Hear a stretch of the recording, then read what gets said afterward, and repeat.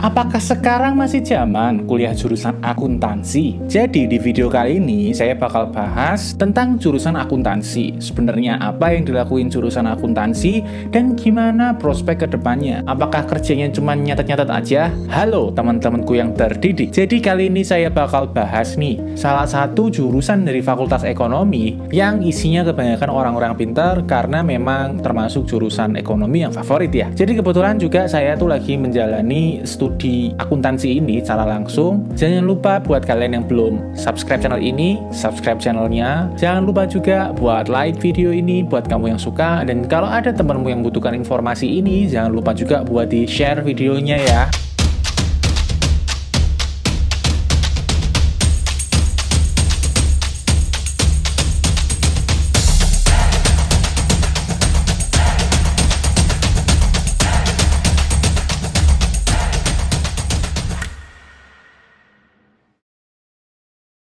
Oke, jadi sebelum kita mulai bahas lebih lanjut, kan pasti ada yang bertanya-tanya nih, jurusan akuntansi itu ngapain? Ya, jurusan akuntansi. Akuntansi itu sebenarnya secara harfiah itu ya mencatat ke akun-akun. Nah, itulah kenapa banyak yang tahu kalau akuntansi itu urusannya pembukuan saja. Ya nggak salah sih, tapi intinya proses akuntansi atau siklus akuntansi itu tidak hanya pencatatan saja. Jadi selain pencatatan juga ada analisisnya dan juga pelaporannya seperti apa. Hingga proses audit atau pengecekan apakah pelaksanaan prosesnya itu sudah sesuai dengan regulasi atau standar yang berlaku. Jurusan akuntansi ini sangat familiar sekali sama yang namanya laporan keuangan, karena produk mereka itu ya laporan keuangan. Jadi akuntansi ini selain menjadi tukang catat atau akuntan ya istilahnya ya, juga mendalami tentang auditing, sektor publik, juga ada perpajakan, dan juga pengendalian transaksi. Nah, jadi kalau sudah paham kira-kira akuntansi itu ngapain, kita mulai bahas yang paling hot. Tentu aja yang pertama, masalah gaji. Kalau gaji akan saya bahas itu menjadi dua bagian ya. Yang pertama itu yang real, yang dilaporkan masyarakat. Itu bisa kita lihat di website yang sering digunakan, itu kerja.com. Di situ kita bisa lihat jurusan akuntansi ini merupakan jurusan yang punya disparitas atau pucuk atas sama pucuk bawahnya itu lumayan jauh. Kalau kita cek saja namanya jurusan akuntansi itu memang banyak sekali dipakai dimanapun, perusahaan sekecil apapun tuh membutuhkan akuntansi. Cuma di sini tuh bedanya tuh ya ada yang ngurus pembukuan doang, ada yang bener-bener akuntan. Banyak penghasilan yang dilaporkan itu sifatnya ya akuntansi yang pembukuan saja. Nah di situ oleh karena itu kita temukan banyak sekali gaji-gaji akuntansi di kerja.com itu yang bahkan di bawah upah minimum regional. Jadi sangat rendah sekali. Dan mungkin kebanyakan dari mereka itu nggak kuliah. Sedangkan yang kita bahas kali ini kan jurusan kuliah ya. Jadi kita akan buang faktor itu dan kita lihat sebenarnya yang wajar kalau baru lulus jurusan akuntansi ini masuk ke dunia kerja itu digaji berapa. Ya akuntansi di entry level memang sedikit rendah ya, jadi dia memang standarnya itu standar bawahnya memang rendah, 3 juta saja, itu mungkin sekitar setara UMR ya, sampai 5 jutaan. Jadi memang kebutuhannya besar tapi tidak digaji besar untuk entry level. Tapi kalau kita bicara yang favorit, perusahaannya itu perusahaan yang diminati, itu rata-rata mereka akan menggaji pertama dari masuk tuh dari 7 sampai 12 juta. Itu standar yang umum untuk corporate yang besar atau firma accounting yang terkenal, misalnya nih Deloitte atau PwC misalnya. Nah, untuk pekerjaan yang namanya masih accounting atau akuntan, ketika mereka sudah berada di posisi yang senior, jadi senior accounting ya, dan itu masih jabatannya accounting, belum menjadi manajer atau masih jabatannya sebagai spesialis accounting, untuk pekerjaan senior accounting, itu rentangnya dari 20 juta sampai 50 juta. Nah, itu kalau dari sisi gaji spesifik posisi. Nah, kalau kita ambil dari survei yang dilakukan oleh PayScale, dia melakukan survei rata-rata gaji untuk jurusan accounting di Indonesia, itu mereka mendapatkan angka 7,5 juta per bulan. Itu angkanya cukup bagus, tapi tidak istimewa. Sekali lagi, ya memang ada yang gajinya besar numpuk di atas, tapi banyak juga yang gajinya rendah sekali numpuk di bawah. Kalau kita nilai untuk skor gaji ini, jadi 7,5 adalah nilai yang menurut saya median sekali. Standar bagus, tapi tidak istimewa. Lalu di poin selanjutnya atau poin kedua kita membahas terkait kebahagiaan. Jadi ya kita tahulah, yang namanya orang bekerja itu tidak melulu masalah gaji saja. Yang namanya orang pasti ingin diorangkan. Tidak melulu gajinya besar. Belum tentu yang gajinya besar itu membuat orang senang melakukannya, tapi juga belum tentu yang gajinya rendah itu orang tidak senang melakukannya. Nah, kita bagi menjadi dua.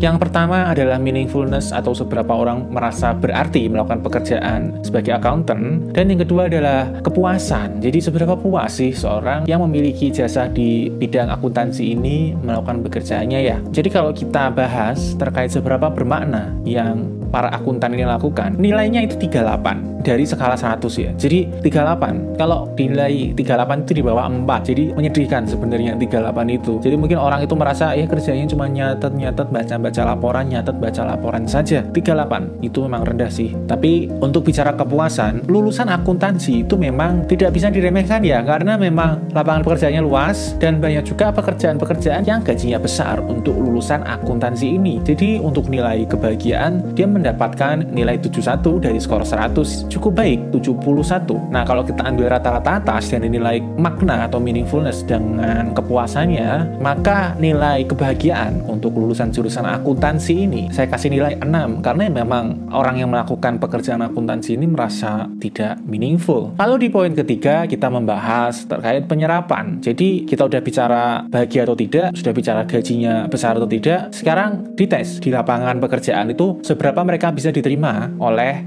pasaran atau dunia tenaga kerja. Kalau kita cek dari Bureau of Labor di Amerika, ini adalah skala yang sangat pesimis ya, jadi udah negara yang sudah sangat maju. Kita lihat untuk pekerjaan accounting itu tetap ada pertumbuhan sekitar 4% per tahun, cukup standar dengan kebutuhan yang ada. Jadi tidak decline tapi tidak eksplosif seperti jurusan misalnya teknologi informasi. Jadi accounting ini tetap tumbuh tapi tumbuhnya standar saja. Nah, kalau kita cek nyatanya di katakanlah di job street, kalau kita cek pekerjaan accountant atau pembukuan itu luar biasa besar sekali kebutuhan untuk pekerjaan accounting ini, karena hampir bisa dibilang semua perusahaan besar atau kecil membutuhkan seorang accounting. Jadi kalau kita cek di job street itu muncul 4.000 hasil search untuk jurusan accounting ini. Untuk penganggurannya pun jurusan akuntansi ini bisa dibilang cukup baik. Kalau kita ambil dari NY Fed, jurusan akuntansi ini angka penganggurannya itu hanya sekitar 2,4%. Luar biasa, 2,4%, bahkan di bawah rata-rata jurusan teknik. Lalu kan tadi udah dibahas yang tidak nganggur berapa persen. Nah, sekarang terkait industri. Industri apa yang paling banyak menyerap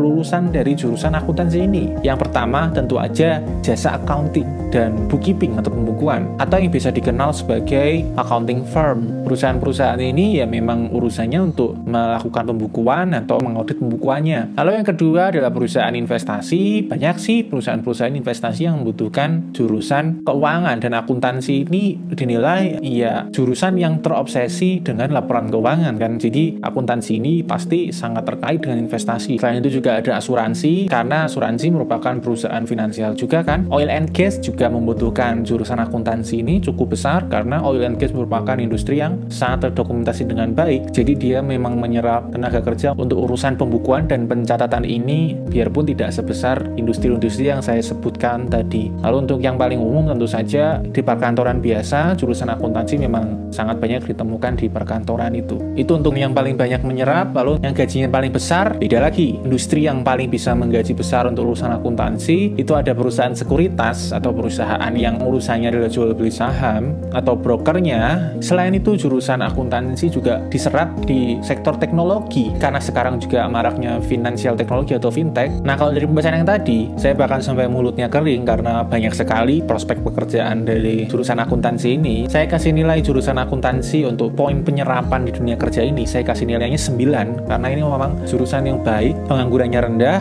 banyak yang butuhkan, dan banyak juga industri bergaji besar yang mau menyerap lulusan dari jurusan akuntansi ini. Lalu di poin keempat ada yang namanya kemudahan. Nah, kemudahan ini mungkin rada membingungkan, tapi intinya kemudahan saya bagi dua. Kemudahan yang pertama itu seberapa mudah orang lulus dari jurusan ini, dan yang kedua itu seberapa mudah orang dengan ijazah akuntansi ini bisa mencari pekerjaan di luar bidangnya. Misalnya dia menggunakan keahliannya di bidang yang diambil selama kuliah itu untuk ke bidang-bidang yang lain. Jadi untuk seberapa mudah kuliah akuntansi, bisa dibilang kuliah di jurusan akuntansi itu ya nggak mudah, tapi nggak susah. Dari semua jurusan yang didata dari majalah harvardtab.com, dari 55 jurusan yang diteliti, akuntansi itu di urutan ke-22. Kalau yang pertama, arsitektur yang sampai 22 jam dalam seminggu dia gunakan ekstra untuk belajar. Jadi akuntansi ini ya tidak terlalu susah, tidak terlalu capek, tapi ya tidak leha-leha juga dan tidak mudah juga. Nah, seberapa mudah sih ilmunya yang diambil dari jurusan akuntansi ini dipraktekkan di luar bidangnya? Kita bisa bilang cukup baik, karena lulusan akuntansi itu selain menjadi accountant, auditor, dia juga bisa misalnya sebagai dosen akuntansi, dia bisa masuk ke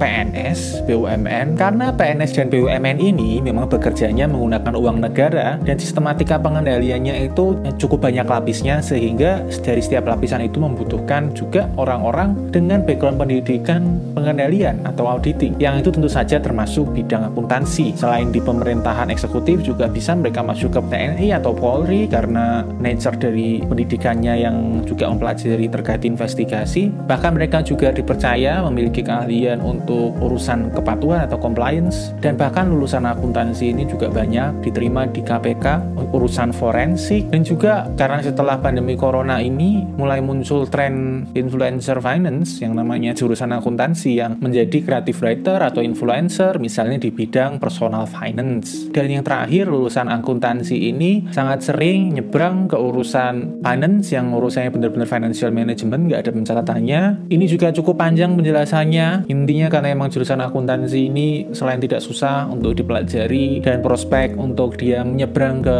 profesi yang lain juga besar, maka dari itu untuk jurusan akuntansi ini saya kasih nilainya nggak pelit, saya kasih nilainya 9, karena bahkan dia itu bisa mengambil porsi untuk lulusan finance, tapi jurusan finance tidak bisa mengambil porsi untuk pekerjaan accounting. Lalu untuk pokok pembahasan yang terakhir, ada yang namanya keberlanjutan.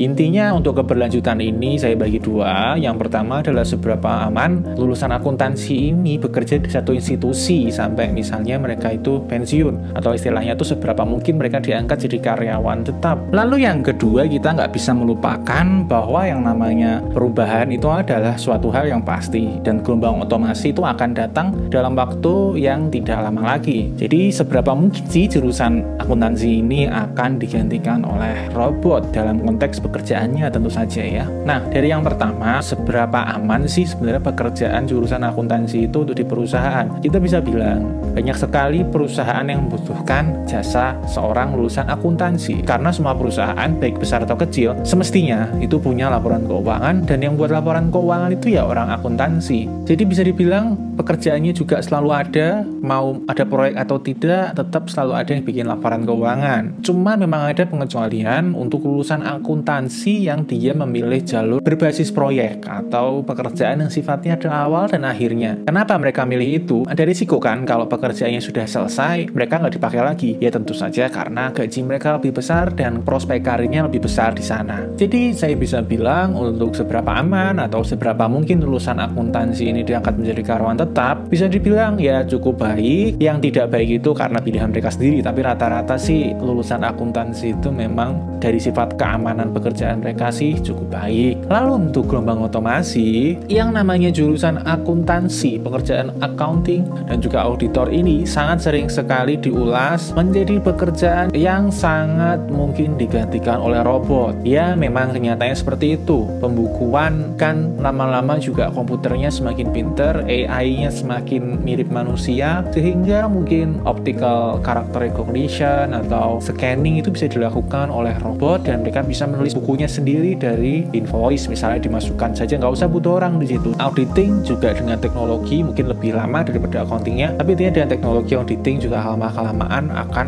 semakin bisa polanya digantikan oleh robot. Dari nilai yang saya dapatkan, accounting dan auditor itu memiliki kemungkinan digantikan robot itu sebesar 94%. 24%. Itu besar sekali. Bisa dibilang sangat mungkin akan digantikan robot. Cuman ya kita karena sudah dibahas tadi bahwa memang jurusan accounting itu sangat erat dengan jurusan finance. Prospek kerja di urusan finance itu tidak semudah itu digantikan robot selayaknya accounting dan juga auditing. Jadi untuk opsi pivot, misalnya orang lulusan accounting itu tidak mendapatkan pekerjaan di bidang accounting, mereka bisa pindah ke finance. Dan rata-rata di urusan finance, kemungkinan mereka diotomasi itu dari 25% sampai serendah 15%. Itu masih cukup aman, terutama yang di sisi 15%, itu mereka bekerja sebagai financial analyst. Jadi di sini cukup anomali ya, karena yang tadi kemungkinan mereka sebagai karyawan tetap itu cukup tinggi, tapi tidak bisa dipungkiri dengan perkembangan teknologi, kebutuhan pekerjaan mereka akan semakin turun. Jadi saya cukup kesulitan ngasih nilai, tapi akhirnya saya ambil keputusan untuk memberikan nilai 6,5 untuk jurusan akuntansi ini